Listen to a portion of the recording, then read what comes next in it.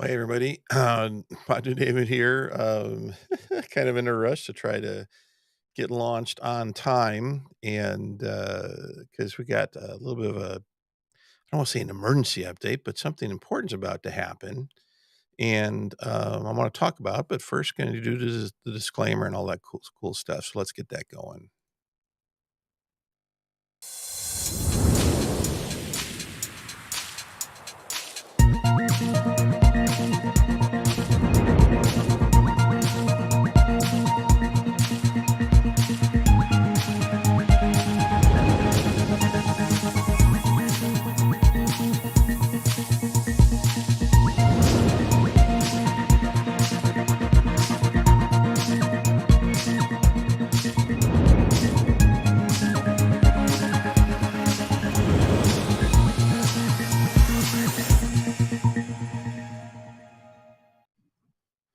All righty. Let's see here. Let's Do you mind if I get comfortable? It's kind of in the middle of the night here, and it's just kind of weird having my hat on it and my headset just kind of hanging weird. So just give me a second. In fact, while I throw on a headband, I'm just going to play my um, little thing here.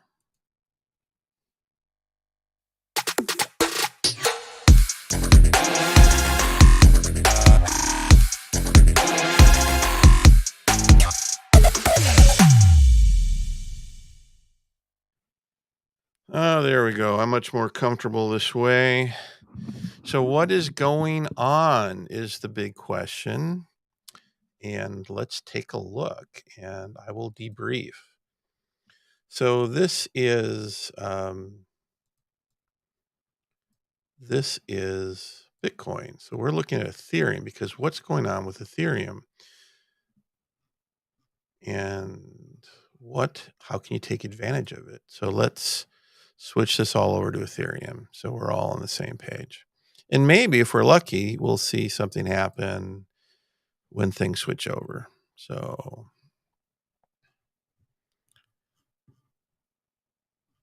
let's see here. Yeah, look, we're already seeing some of it happen and maybe a little bit. Not much. I'm not seeing anything exciting happening here.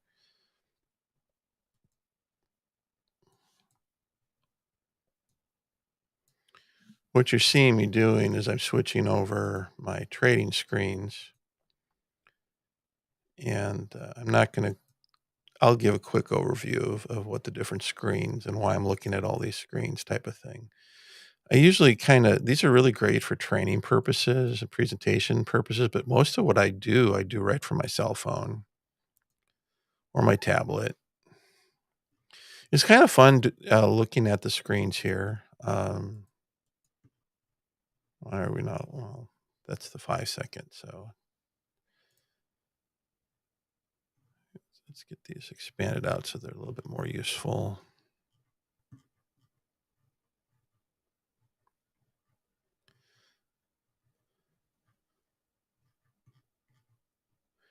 So every time I switch asset classes, I have to zone in on it and make sure I'm in the right asset class. It's real easy for me to forget that, oh, I'm in Bitcoin today, or I'm in Ethereum today, or I'm playing with XRP today.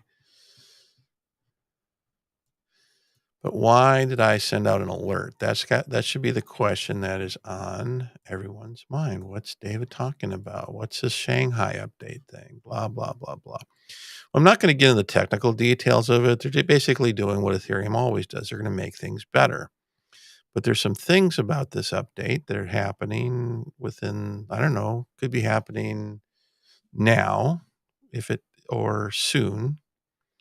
And we'll see it show up first in the 5 second before anywhere else. I think it's probably going to happen more in the morning than it is right away at midnight because it's Pacific time. And I wasn't able to see if there was a countdown timer out there anywhere. Is there a Shanghai countdown timer? Let me ask. Is there a ETH?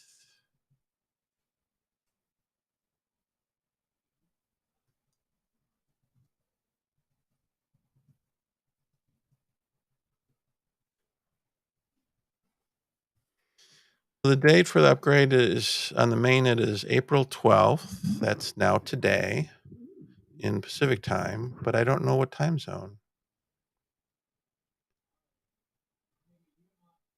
It's kind of funny.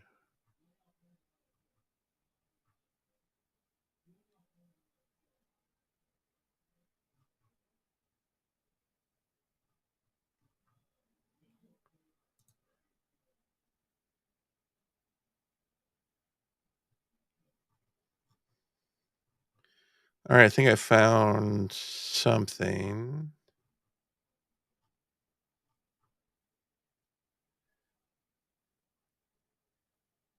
10:27 p.m. UTC.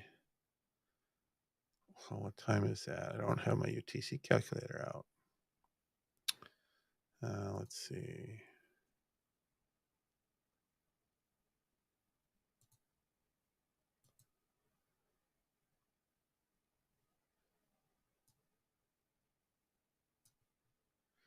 What I'm doing right now is I'm just trying to, I'm in Pacific time zone, so this might give us a,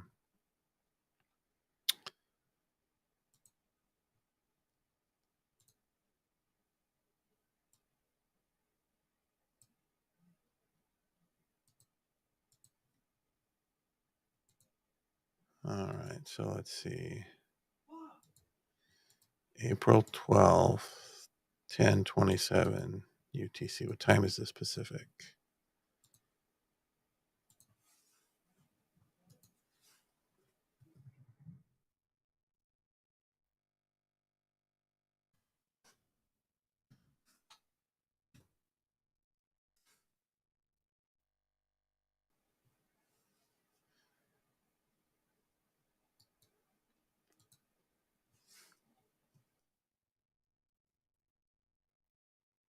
On here.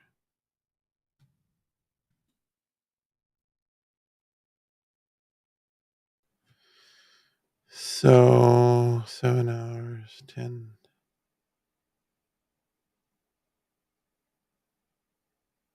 This doesn't make sense. All right, so here's, I don't know what that is.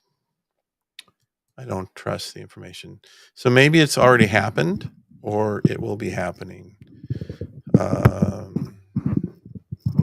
Sorry about the noise.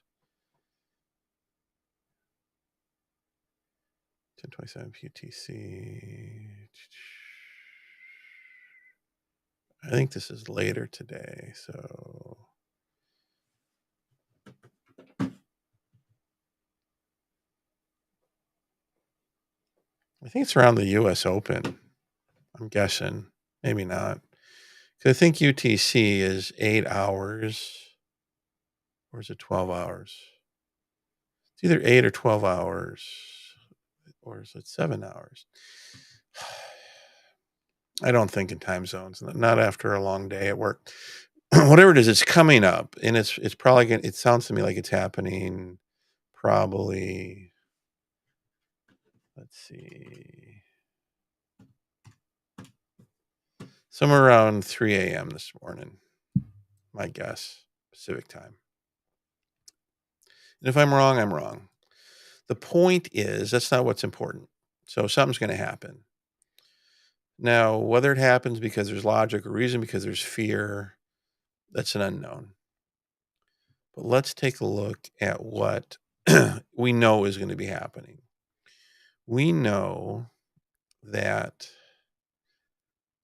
some of the coin holders of the last stakeholders of the last 2.5 years are going to be released from being in their staking. So that's like billions of dollars of ETH being unlocked. What are they going to do with it? Now, good question. Depends on who they are, depends on what their business plan is, depends on when they bought their ETH, depends on what their long and short-term goals are, all sorts of things. But we do know that a lot of folks like Celsius, Voyager, other organizations that are kind of in a bankrupt scenario, very likely may be liquidating their funds as part of their legal process. Unknown, maybe, maybe not. Depends on how savvy the bankruptcy trustees are. And So, you know, the bets on this are, well, will there be a fake out rally? So it spikes up to $2,000 and then there's going to be a dump by, folks will like, well, a fake out rally, meaning folks wanting to liquidate their ETH. Smart money is causing a rally. Everyone gets excited, FOMO, fear of missing out, and they're selling to you, right? So like right now, Bitcoin hit 30,000, right? So I had some automated bots going that started selling out just before 30,000. They all ended their business plan and it continued going up above that, which is cool. And then, I'm looking at reentry. Why? Because right now it's high. Everyone's excited, everyone's buying. That's not when I want to buy. I want to buy when everyone's not happy and it's dipping and everyone's hating on whatever the asset is and think it's going to zero and all the FUD, fear, uncertainty, doubt.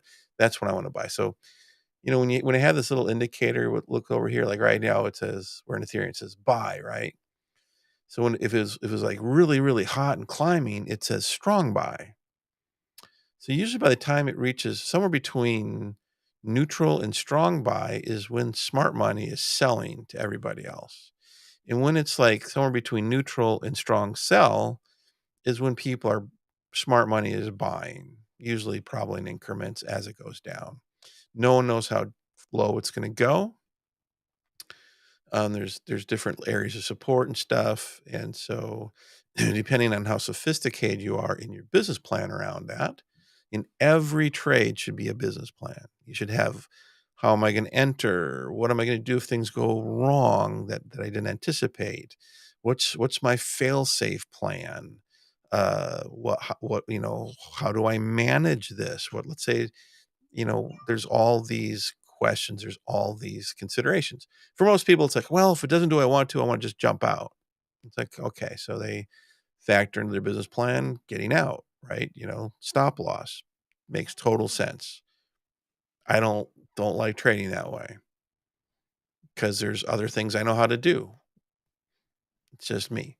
In fact, I spent a year trading with zero trading losses to prove that you could do it without taking a trading loss unless you wanted to or made sense to. But the only time I've taken trading losses, either I wasn't prepared for it, or I strategically said, you know what, the way this is going and where it's going makes more sense for me to get out now and rebuy in later, which is kind of what a stop loss is about. But every single person will develop their own strategies. The just thing is, I have developed strategies that I don't know anyone else other than people that I've worked with have even considered doing. They just wouldn't consider doing it because it goes against the 40 some years of whatever theory of day trader theory or how Wall Street runs. And for those folks, it's all about odds, probability, and statistics and things like that. And for me, it's all about, well, what is risk? Well, my definition of risk is way different than a quant theory of risk. And everyone's perspectives are valid depending on the type of market that we're dealing with. So right now, I'm not seeing much happen in Ethereum. It went up to 1938, didn't hit 2000. When I look at the daily, it's kind of going narrow. So let's see if you're seeing, let me make this bigger, it'll be easier for you to see. So what you're looking at here is the weekly, daily, and 12-hour. So I'm seeing, if I look here on the weekly, it's kind of going, it's strong, weaking, strong, weak, strong. It's just kind of meandering high. It's like meandering sideways and up is what I call this. We had this little dip down here, down to where that was, 1365. When was that? That was March. So yeah, not quite a month ago. Okay, so here is the daily. So kind of had this nice spike here that started on March 10th. And then it peaked out here on the 14th. So a nice little 4-day rally here. And it kept going up, and then it started going sideways. And then went up a little bit, sideways, up. It's like it's stair stepping. We're going sideways and up. So I think this is like, this is the buy the rumor, the update. Have you heard the slogan, buy the rumor, sell the news? Well, the news is probably coming out sometime today. So what you're seeing here is buy the rumor. Could it just leap up from here? Yeah, it could. Definitely could. So DDTC, and what I like to teach is I don't really care about events. A lot of folks can make a ton of you can make a ton of money around the events. There's a lot of different strategies to play events. But I would rather be able to have a plan and an objective that I can execute reliably, no matter whether the market's going up or down. So that's kind of the way I kind of play things. Let's look at kind of more of what you'd be looking at for your intraday trade or your swing trade type stuff. So what we have here is the 6 hour, 3 hour, 1 hour, and 30-minute. So we had a nice little had a nice little collapse down. It started. When did this start? It peaked out. When was this? The 10th. That was yesterday at 7 o'clock. So 7 o'clock, we had this nice little high, and we've been coming down ever since. All right. So why is this? Well, I've noticed that short selling started building up. I saw some people are taking short positions because they're anticipating the news. That's an option. I don't do short selling right now. There's a lot of reasons for it. Basically, I like to just have a singularity of focus. Because if I try to think about too much stuff, keep too much stuff in my head, juggling in my head, it just gets confusing for me. I attribute that to a concussion that I had 8 years ago, and then having COVID and dealing with that. So here on the so here it looks like, oh wow, we've bottomed out. We're starting to go up based on the hourly. But I think that Shanghai thing's gonna be happening the next couple hours. So what's gonna happen? Don't know. Could waterfall down from here. How far? Good question.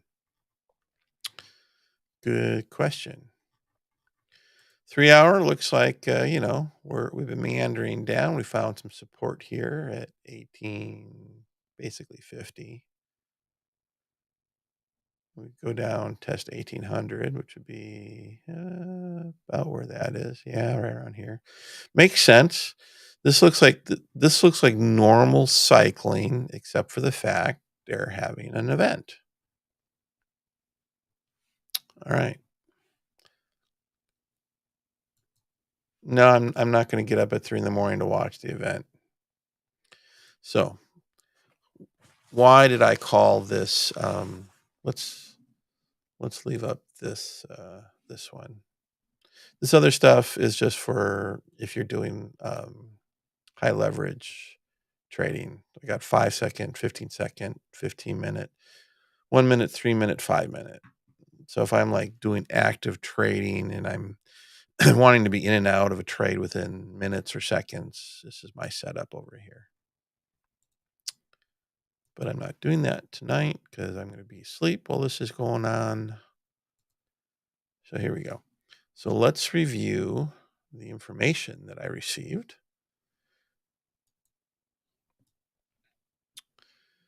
So I outsource my data analytics. Why? Because I don't have the time. It's a lot of work, and it's cool. And I know there's a lot of free folks out there that, they do broadcasts and stuff, and they're really, really good. I mean, Coin Bureau, everyone watches him and stuff. The issue with Coin Bureau and stuff is everyone watches him, and so when he makes a prediction, he can move the markets, and that's cool. The folks I look into, I like to pay for analytics, and a lot of the folks that are probably doing commentary out there, probably pay for their analytics and research to a certain degree too, or they hire people to do research. And there's a lot of different ways that there's doing on-chain. There's a lot of different ways of doing it. So I received a report that came out earlier today from one of my paid newsletters. To give you an idea, in 2021, I bought a lifetime subscription. It was like $15,000. And there's annual maintenance fees of, I don't know, $300-400 a year type of thing. All right. So they're expecting some bullishness in the short term, but there's also two scenarios which are interesting. One is that there's a fake out rally around 2000 followed by a dump, or Ethereum just dumps. Regardless of the short-term scenarios, could be a buying opportunity if Ethereum falls to test its support, which is around $1,450. Which, to give you in perspective on the hourly, in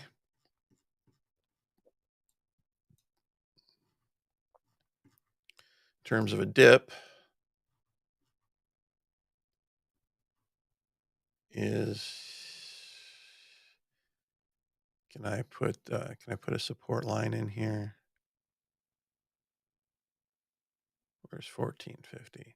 What we're looking at here too is also Binance.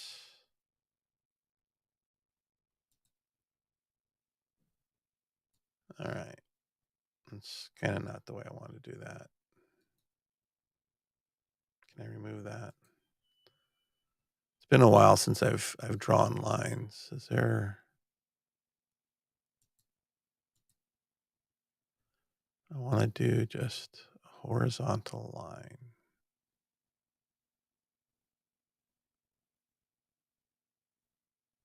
There we go. 1450. All right. So to give you an idea, this is where we're at now. We're talking about a dip that could go down as high. Oh, it's at 1452. 1450. Come down on Binance.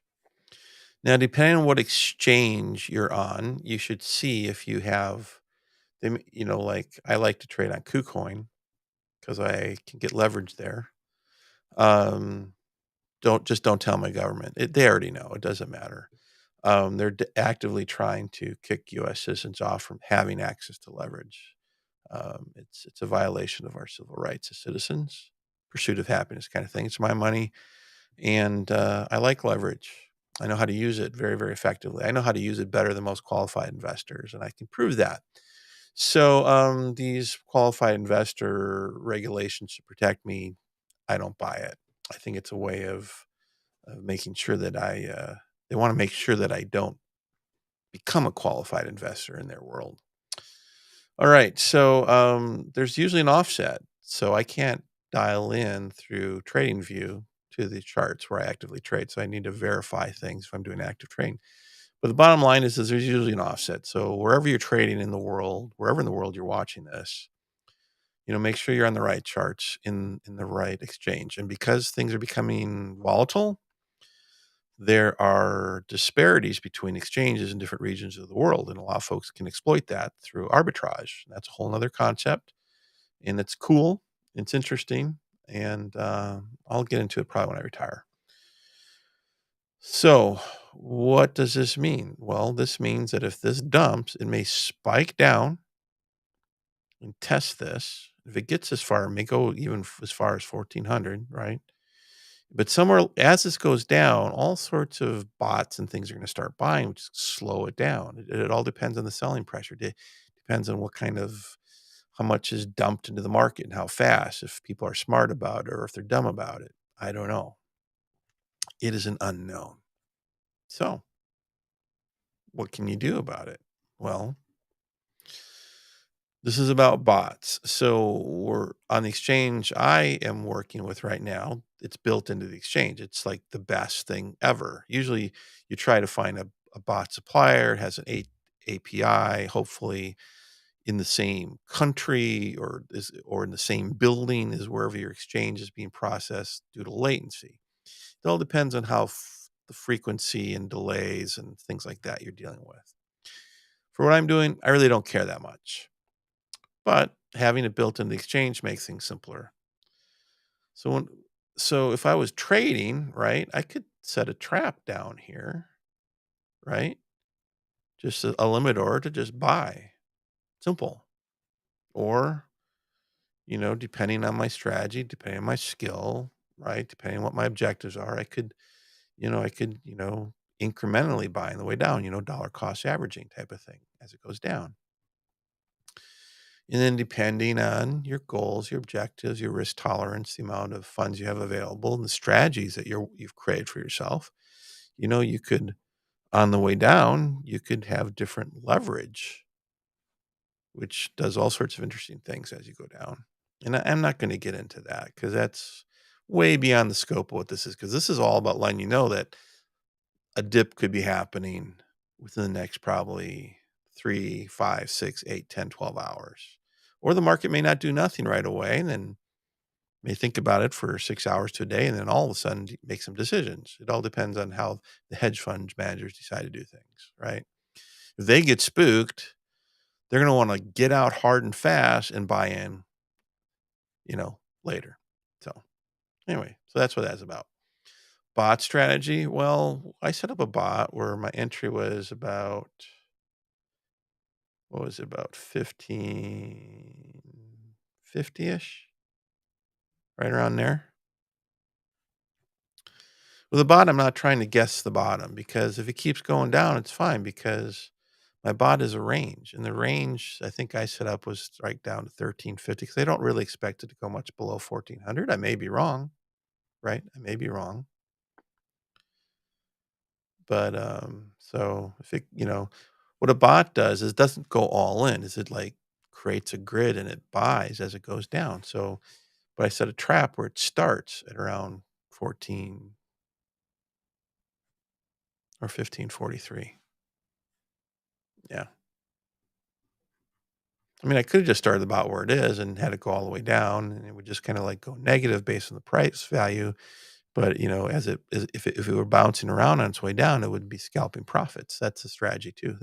That's really an easy thing. You can just set up. They have like built-in AR parms based on just creating a standard deviation of whatever um, grid based on the secondary and tertiary supports and stuff. I don't know what their algorithm is. It's actually a pretty good algorithm. It's a good place to start.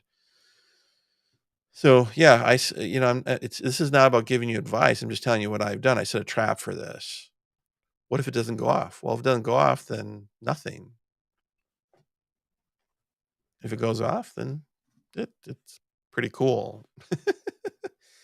Do I get these? I got a pretty. I don't know what my ratio is for setting traps. I don't do traps. Usually, I find out about the events as they're happening because I see it showing up in the chart, and I'm like, "What's going on?" Right? But this is one of those times where I kind of I get overwhelmed with information, right? And so, even the paid information I have comes out throughout the day, depending on what I want to look at. If I want to look at yield farming, if I want to look at higher risk assets, if I want to look at, midterm or long-term portfolio management, general market assessment, things like that. And then there's secondary news sources. But anyway, trying to trade on the news, there's so much happening and there's places and sites and alerts. And it's just, you can get as crazy about the information flow as you'd like. But I caught this. It's like, well, this is kind of a big event. And, where I get my information from are pretty savvy folks. And yeah, I'll set up a bot to take advantage of it. And then and I work for a living, so I work a swing shift. So while I was on my lunch break, I was thinking, you know what? I think I might just go set a futures trap too, which I did, which is more closely, it's not a bot. And I could have layered in my own version of a bot, right? And there I have leverage up to 75x. But in order to like do the kind of risk management that I like to do, I'd have to pull out my spreadsheet, which I'm in the process of updating and stuff. So I just decided to throw a little, like a $30 10x thing at it if it goes down that far. And if it goes down that far, I'll be aware of it probably. And if it bounces, great. It'll be like a quick 300-400% ROI return on that trade at fairly lower leverage, right? Well, why not you go at 75x or 50x leverage, David? Because I don't want to think about it that much. I usually if I'm doing high leverage stuff, I like to be executing the trade based on the idea that my risk is time and market. In this case, it's like a $33 entry. I forget what it was, like a 0.21.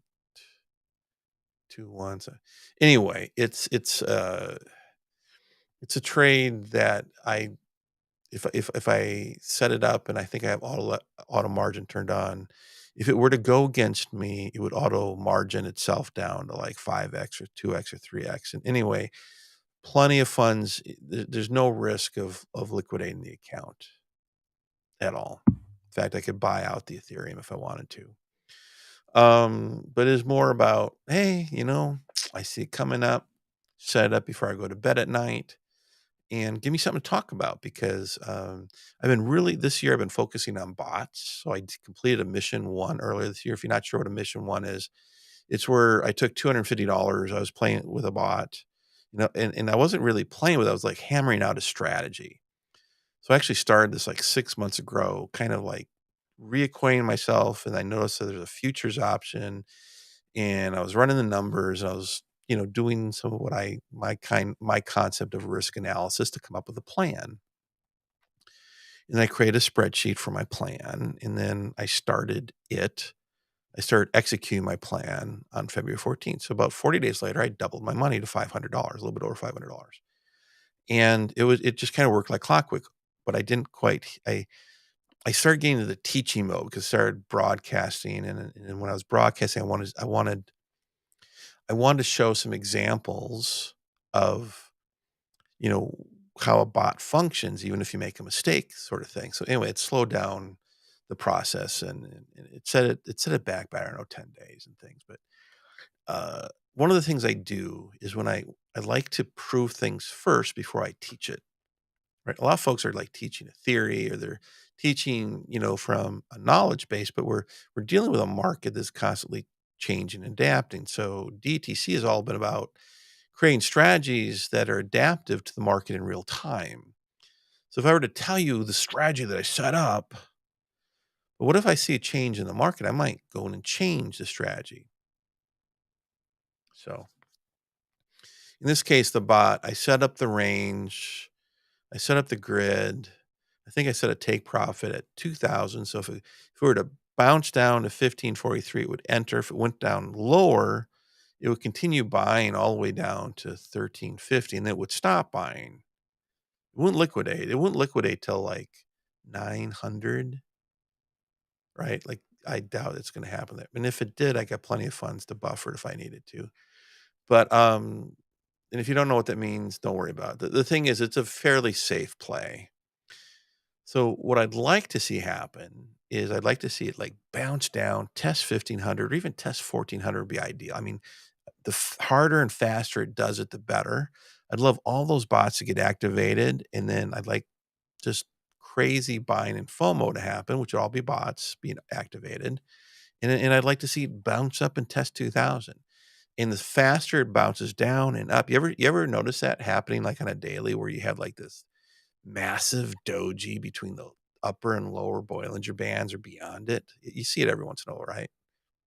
It's a huge swing. If you research, like, it happens all within 30 minutes, it happens all within 15 minutes, or happens all within an hour, right? You ever see that happen?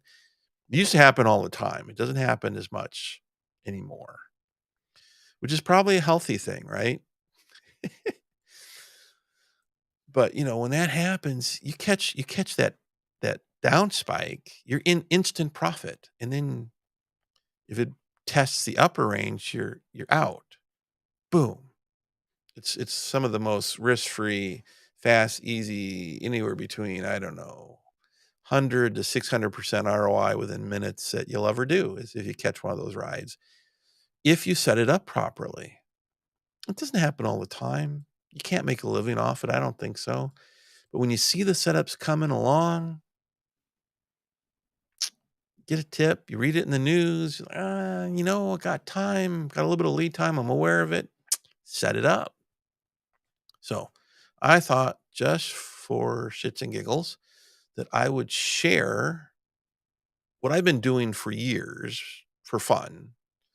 I mean, what I do in terms of trading strategies as I work the missions, right? Whether I'm doing low leverage trading in futures, whether I'm doing high leverage trades in futures, when you hear me talking about, yeah, you can start with zero. Well, I did that last year. I did that from zero to like 10 and a half missions, which is like zero to $7,500 in like 2 months. It was crazy. But it required active trading and it required a skill set. But it's something that I can teach people how to do and they can get started with, guess what? Zero money. And you know what's weird about that? Is I found out after I did, there was a better way of doing it because they kind of gave me $5 of trial funds, but there was like a time limit and I didn't realize that. And they took it away as well as it was like Guido. They took part of my trading profits, like half. It was like dealing with like a loan shark. It was like, really, guys? But anyway, I'd like almost completed mission 2 in 6 days. So I was proud of that, and I was excited about that.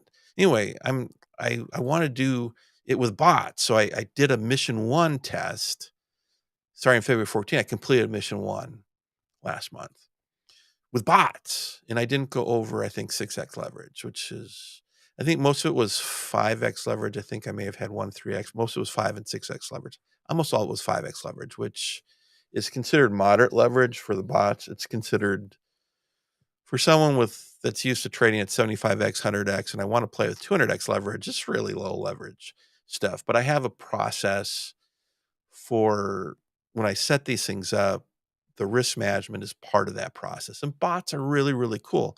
And for the last 2 years, I've kind of had it backwards in my training because I usually will teach people how to trade first. And I thought we'll come back to bots. And what I realized is like bots is the easiest thing to do because you're setting up a range. And then you can set up the range based on the daily or the weekly and the 12-hour with your execution set up based on the hourly through the 6-hour, which sounds really complicated, but it's really, really not. It's really visual, okay? And it's not hard at all to do. And even if you're off by a little bit, it's okay because all the bot does is just dollar cost average on the way down. If you're stuck for a little bit, what happens is while it's bouncing up and down, right? Up and down, up and down, it's buying and selling. And you really have to be sophisticated if you're dealing with trading and leverage and futures to do what I call trading within a trade. It's kind of an advanced topic. It's really cool to learn how to do it. Everyone should learn how to do it. Um, but to get people started, bots are really, really cool. So I'm kind of focused on that in 2023. Plus, a year ago, I had COVID, and I figured out halfway through last year that I was starting to have a little bit of impairments. And the last thing you want to be doing is trading at 100 to 200x, and all of a sudden kind of like blink and wonder what's going on. You don't ever want to find yourself in that. So bots just like is really cool because you set up the plan. Like in my case, I set it up over my lunch period today and I'll review it before I go to bed tonight and then I'll go to sleep and it'll either execute or it won't. And if I wake up and it's executed, I'll reassess the market. You know, I call it potty time trading. I'll reassess the market and, during breakfast or whatever, and I'll set my exit or readjust things and I'll look at it here and there throughout the day. I'll manage it. It's not a big deal. And then when it gets out, I just rinse and repeat, look for the next opportunity. It's a really cool process that is very newbie friendly. And anyway, so I'm working on consolidating 2.25 years of brain dumps. My close family and friends have had to deal with my brain dumps, and I'm hammering it out into like several different courses. And it starts with us. I'm helping a friend of mine. She's almost 80 years old, and she wants to learn how to do this to supplement her income. And it's like, okay. And then I realized that what I've got outlined as a to-do list is way over the top sophisticated in terms of security, which most people don't need that. So I'm like simplifying, hammering it down, like stepping stones. Let's start here. And security is way better than it was just 2 years ago, and infinitely way better than it was like 4 or 5 years ago. But, you start here and, let's see, let me get rid of this here. So the stuff is, I'm working through it is basically what I'm saying. And, it's very exciting stuff. And if you're brand new and, oh, someone's even watching. Hello to the person who's watching. Um, I brought this back up because, like, here's the hourly chart. To give you an example, let's make this big. Let's come here. I know I've got this. I thought there it is. It's so far down there. That is, see this yellow line down here? This is how far this is the support that is anticipated by the gurus that do the analysis, think that it could go if there's a dump, right? Which is about 500. It's a huge. That'd be a huge dip for Ethereum. And will it happen? Based on the charts I'm looking at here, well, let me bring up the larger time frames. Let me bring this one up. So if I look at the weekly, right, the bottom Bollinger Band's 1,000. Ooh, that's a scary run, right? But this middle one here, 1,500, a little bit below that, 1,375, 1440, 50. See that? It's kind of like this is their standard deviation. This is like a little bit below it, probably 1% or not 1%, half a percent. Anyway, what you're seeing here, and I don't want to get into all sorts of big math, but Bollinger Bands is kind of a basic thing. What you're seeing is a standard deviation from the average going up 2 and going down 2, right?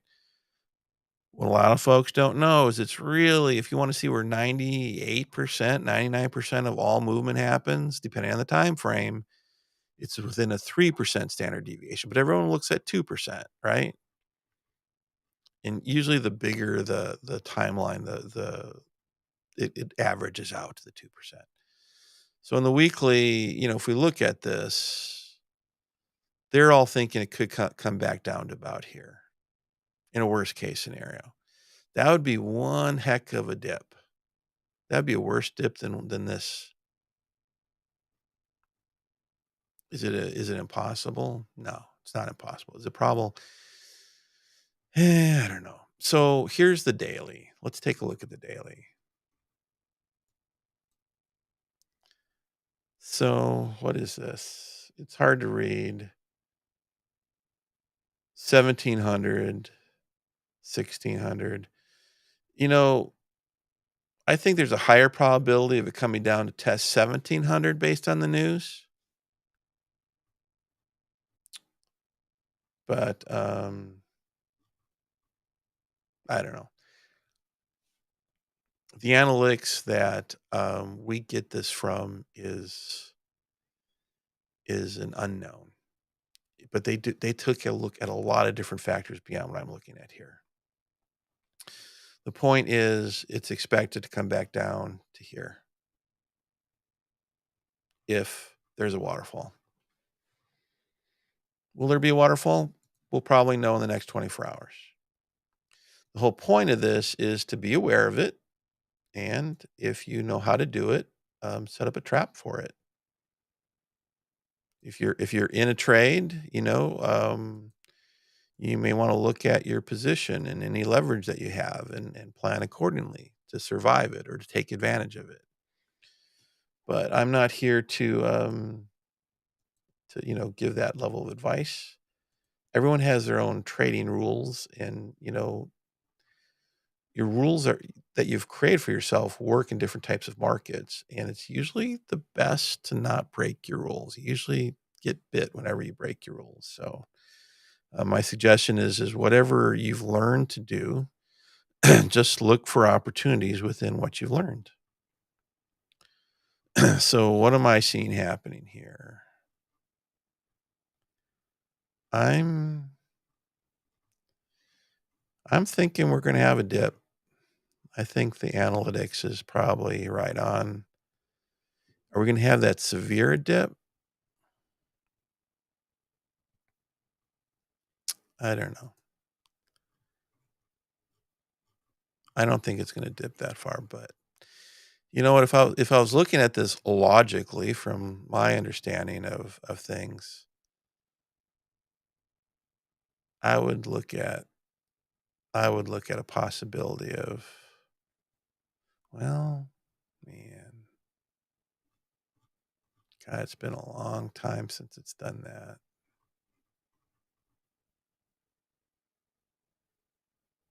I'm thinking if it pushes below 17, it would be interesting. But then again, we're at the top of the MFI, so and we're at the top on the weekly. So and a lot of folks want to move their money over to Bitcoin. So Ethereum could take a beating next 24 hours, especially with all that stuff getting unlocked. I've certainly seen some momentum here.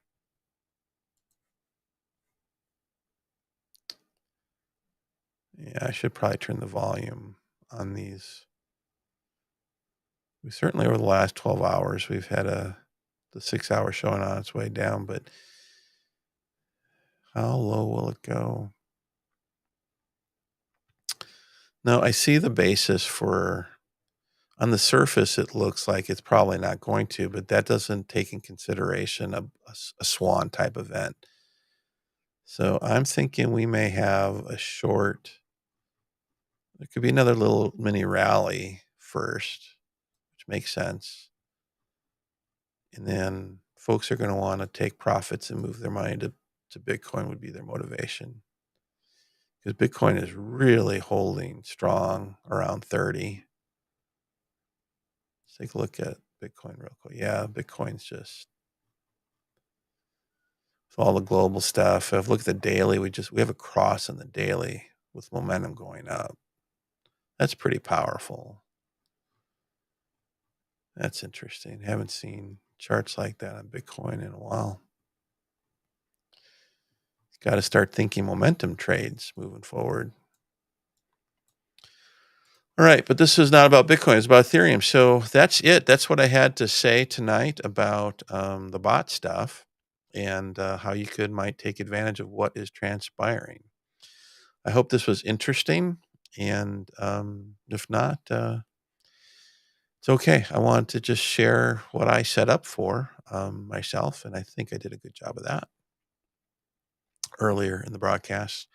Maybe YouTube will index it so you can find it easier. And that's it for tonight, folks. We'll know.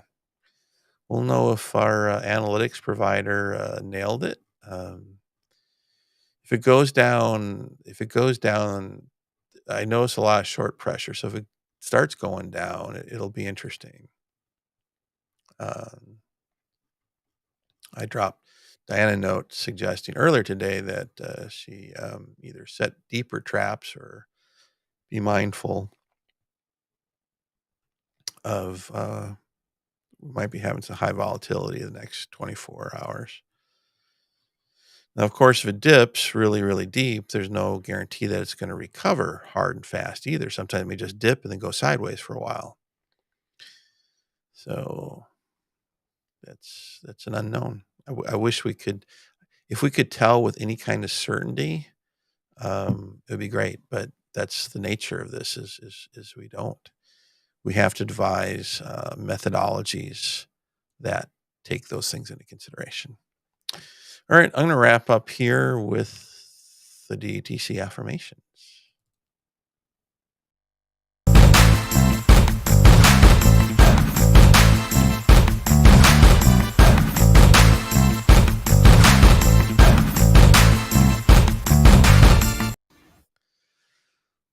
All right, so I'm basically done. So wrapping up, low-hanging fruit means like a lot of times everyone's trying to maximize their profits in trades, and that's cool. You can do that. There's a lot of ways of doing it. There's different methodologies for that. I've kind of got some cool techniques and tactics for that, but I found usually just taking the easy money and then let everyone else fight over the crumbs that's left over, reaching for it, right? And then just taking the easy money, just the consistency of taking the easy money while everyone else is reaching higher is just, it's more profitable. You get, less stuck in trades. So a tip there is what I call a staged exit. You can't really do that with bots. I wish you could. Which is one of the reasons why I'm kind of digging back into programming and maybe programming my own bots type of thing. It's probably a project for when I retire. But you can do it with futures trading where you kind of there's so many different ways of looking at it. And I've developed strategies depending on the type of market it is. Is the market going down? Is the market going sideways? Is the market going up? And if you're going up, when does it stop going up? And just how do you manage a trade if you're stuck in one? These are all different skills and they're worth learning, but you're not going to learn it overnight. You're not going to learn it even in a few weeks. It may take several years because like the crypto cycle's in a 4-year cycle, right? So like I've seen it for like what, 6 years now, 7 years. So that's just like one in a portion cycle. In the first couple of years, I was just kind of like a deer in the headlights. And I was pretty lucky at where I kind of was experimenting with this and learning some things. But I'm working on training systems that are modularized based on where you are. So, like, if someone's already wealthy and they're just managing and diversifying, right? That's a certain type of strategy. It's really weird seeing hedge fund managers utilizing strategies that probably people who don't have a lot of money should be doing. And it's just greed. And they sometimes they win, sometimes they lose. It's just kind of weird watching. I would not manage a hedge fund the way I see most hedge funds being managed. It's just kind of bizarre. Um, but that's a whole other thing. Part of my mission is to teach stewardship to wealthy people and newly wealthy people. A lot of my training was, and what I've developed and tested was I had this real, because during COVID, I saw this mass homelessness happening and I ran into a homeless couple on the Oregon coast. It's just part of the DDTC story. And they were helpful. They helped give me directions and I offered to train them in cryptocurrency trading. And at the time I didn't realize you could start with zero. It took me about a year of testing, like with under $100.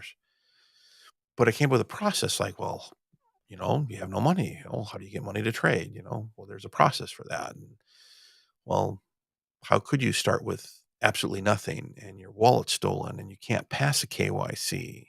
You don't have bank anymore. How do you get started? Is it possible? And the answer is, yeah, it's possible. It's really sad seeing some of the legislation coming into government where they're like wanting to try to like criminalize stuff that shouldn't be criminalized, but right now it isn't. And I like to tell folks, well, you should be politically active. Well, I don't have time for it, or my vote doesn't count, or also like, let me ask you a question: are wealthy people and corporations politically active? Well, of course, they buy our government. Well, right, right. Well, listen, if you want to protect your ability to pursue happiness, you need to become efficiently politically active, and that's part of what DDTC is about. Anyway, I have in the YouTube, my channel, I did a whole little training on it, like about your freedoms and liberties and how to protect it. And I'm very efficient about it. There's a thing called resist bot, and regardless if you're on the right or the left or independent, it's a tool that you can write your local state representation, your federal representation of the Senate and Congress and the president, and you can write everybody and say, I support this, I don't support this. I can tell you, as someone who's interested in becoming wealthy, if that's why you're watching this, you need to let them know you want to end the financial discrimination against you based on your financial status. Let me repeat that. Because you're not already wealthy, you are forbidden to participate in qualified investor status investments in the stock market. It's even worse in the commodities or in the crypto world because you have to have like $10 million of liquid assets versus stock market qualified investor status is like $1 million of assets and $250,000 cash flow or whatever the requirements are. It's absolutely ridiculous that you should be restricted from having access to leverage. In fact, the people who need access to leverage the most are you. Well, some people like mortgage their house and blah, blah, blah. Well, that's their freedom to do so, is it not? I tell everybody, listen, you don't need more than $5. You can start with 0 if you want to, but it's to save time and headache, just $5 or $15. Start there. I don't care if you have $1 million in the bank. In fact, you'll learn more with $5 than you will managing 10,000. Just, I have a whole training process for that I'm bringing to the thing. So, and that was what's so cool is I learned so much by testing a process based on those disadvantages. Like, wow, I never looked at a lot of things from these perspectives before. And people who, like me, spent a lot of money on training that really was okay. Like, wow, this is kind of an amazing process to start with. And you can learn harder and faster where you can get to managing larger amounts of money. So I'm really excited about bringing all of that to life. I want to build an international society of people who are wealthy and train on ethics and stewardship. Because otherwise, I don't know about you, but if you look at the world the way I'm seeing it, the current wealthy and powerful people are really trending us in a very bad, unhealthy direction as a species, extinction level stuff. So I think to fix that, we need a new group of ruling elite or the current ruling elite learning how to look at their power and their wealth through a different lens. And it's a lens that they'd be happy to look through better because I think their lives will flow better. Their investments will work better. Their hedge funds managers will manage their money even better. The way it is now, not so much. All right. That's all I got for everybody. Have a great evening and hope this was of value.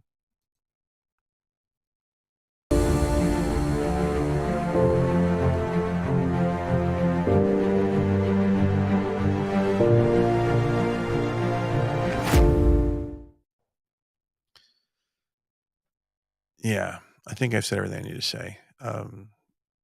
Truly, if you're not already wealthy with $10 million of assets and above, um, this stuff is really interesting. And anyway, I hope to see you around. And thanks for watching and rewatch. Hopefully, YouTube will index this thing and stuff. And so if they index it, and there'll be reference points and stuff. I talk about the bots and a little bit about the bot theory and things like that. But if you want to learn this stuff, let me know. Just let me know. I mean, there's a Patreon thing. I've got training materials. Technically, I should wait till I've got a certain number of people ready to train, and maybe I'll do that. But I've never held back from training anybody. In fact, I got a friend out of Hawaii. We're trying to figure out Hawaii's got unique restrictions as a state, which violates their citizens' civil rights to pursue happiness. But hey, it's okay, cool, whatever. Making decisions and policy through the lens of fear is always the wrong thing to do, in my opinion. But I expect my government to prosecute fraud. Anyway, I'm not going to launch into another masterclass about our rights. The point is she wants to learn how to diversify her revenue, and my partner Diana she's completing a mission one every month with $100 to pull out $100. It's quite amazing. I finally figured out what she was doing. It's kind of a hybrid version of stuff she's learned from me. She's been with me for the last 2.5 years. She's quite, she looks at the market totally differently. She doesn't use spreadsheets or any of that stuff. She eyeballs it. I love it because I'm kind of a little anal retentive in comparison. And I love the fact that she looks at things differently because it inspires me to look at things differently, because some of the folks that are looking at DDTC and POTU will be looking at things differently. All right, everybody. Have a great night. Remember, like, subscribe, all that sort of stuff. Share it if you feel it's, probably better just, share it. Why not? I know the shorts are really cooler. So there's some shorts, I think, and look at the shorts. Learn about the missions in 50 seconds and be wowed by the concept of doubling. Yeah. Can you do it? I don't know. Can you? I have a spreadsheet that if you will do mission 1, we'll put you in your numbers and we can calculate when you'll get mission 20 or 18, 19 done. It's a rough estimate, but the truth is, as you do the missions, you'll get better at them if you can stay focused. Anyway, check it out. Go watch the shorts. There's the same short demo, 3 different cool soundtracks. All right, David out.